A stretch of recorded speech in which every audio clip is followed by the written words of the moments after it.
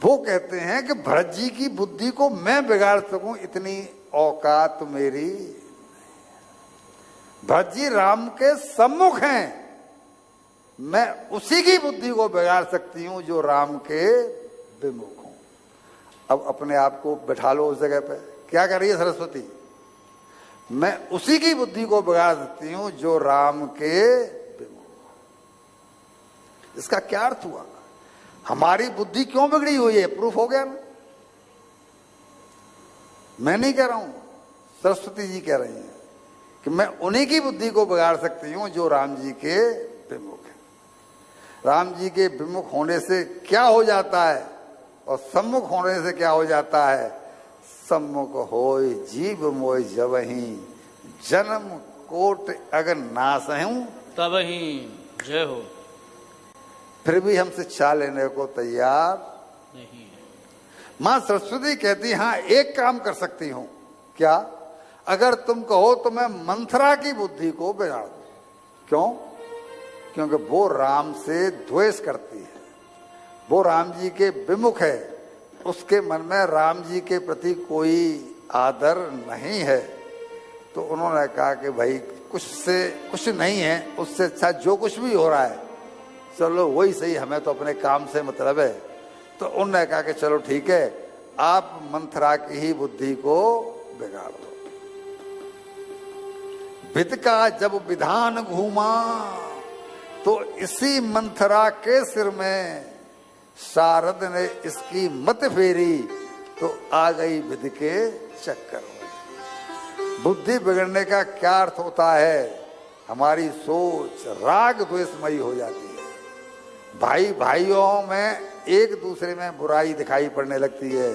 सास बहू में जब से जी आई है, देवर जेठानी में जी बहुत आगे आगे चलती है।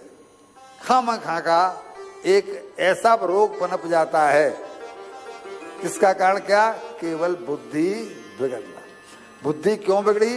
क्योंकि राम जी के विमुख हैं। मीन्स घर में या हृदय में भगवान को वास नहीं दिया हुआ है। जलन यदि लकड़ी में हो, जलन यदि लकड़ी में है तो उसे राख कर देती है, और यदि इंसान में है तो उसे खाक कर देती है। इस जलन ने बड़े बड़े साम्राज्य टिका दिए।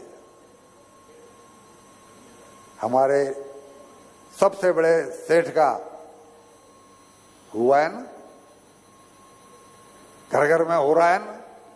कितने जो बड़े बड़े प्रतिष्ठान थे, व्यापार थे, डिवाइडेशन हो गया और बाद में मालूम पड़ा कि वो नाम नहीं रहा जो किसी जमाने में हुआ करता था। अब मुझे बताइए कि इसकी जेब में क्या आ रहा था या इसकी जेब से क्या जा रहा था? इसे तो वही सेवका बन के रहना है। सेवका जो केकई की जो सेवका बनी हुई, तो वहां से क्या घाटा है? उल्टा वो केकई से माँ का स्थान देती हैं, क्योंकि उनके साथ में दहेज में आई है।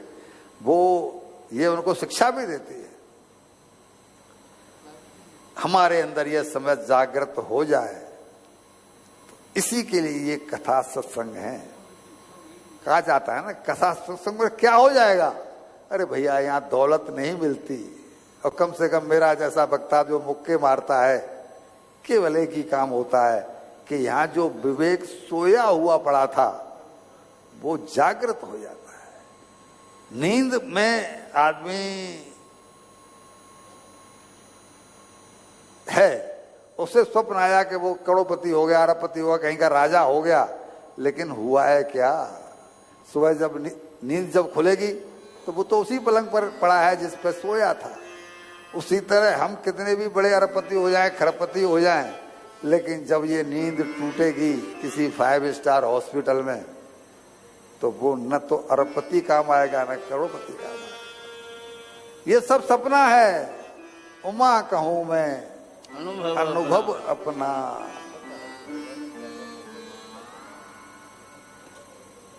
उमा कहूं मैं अनुभव अपना, सत हरि भजन जगत सब सपना। मैं चाहता था कि ये कहें, अब हम तो बूढ़े हो गए हमारा विवेक जग भी जाए तो क्या बुट्टे भूल लेंगे। ये तो यंग है ना, बच्चे हैं ना, ये जो सुना रहे हैं उसे खुद भी सुने। इन्हें बच्चा मान करके मैं शिक्षा दे देता हूं कि इसे खुद भी सुनो। जगत सब सपना, जब ये जो गाते हो ना, अगर ये हृदय से निकल जाए क्या बात है। अब आप कितने प्रसंग हैं वृंदावन के, हरिदास जी ने अपने लिए गाया, मैं केवल अपने राम को रिझाता हूं, मैं अपने कृष्ण को रिझाता हूं। अरे तू अकबर, तू मुझे क्या दे रहा। और उन्होंने उस राग को फिर दोबारा कभी नहीं गाया। तूने झूठा कर दिया इस राग को। ये जो गाते हैं क्या बात है, क्या स्वर है, लेकिन यंग हैं, बच्चे पालने हैं, लिहाजा वो बात नहीं है। लेकिन जिस दिन भाई बात आ जाएगी जीवन धन्य हो जाएगा। वही सब है कि जगत सब सपना।